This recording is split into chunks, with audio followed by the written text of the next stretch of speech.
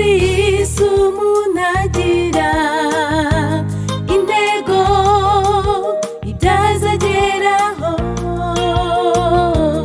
akiriho, agakora cyane akiyuhakura kugeza abigezeho. Birashimisha kugera ku cyo wiyemeje, wivuga ibigwi mu bandi,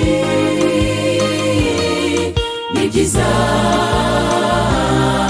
birashimisha, birashimisha kugera ku cyo wiyemeje, wivuga ibigwi mu bandi,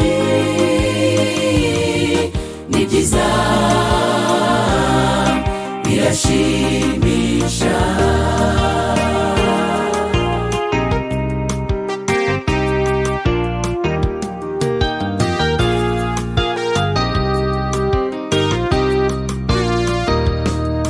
Yesu yaje mu isi afite intego yo kuducungura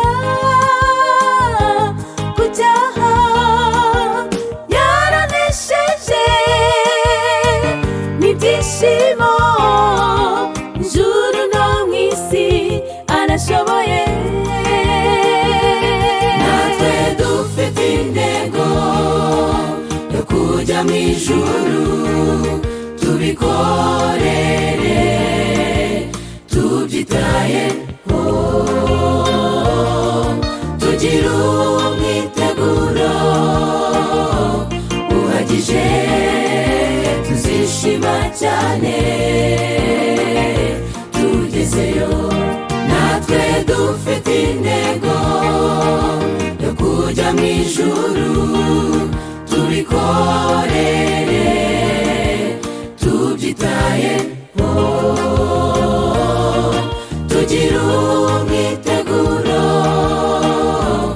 uhagije, tuzishima cyane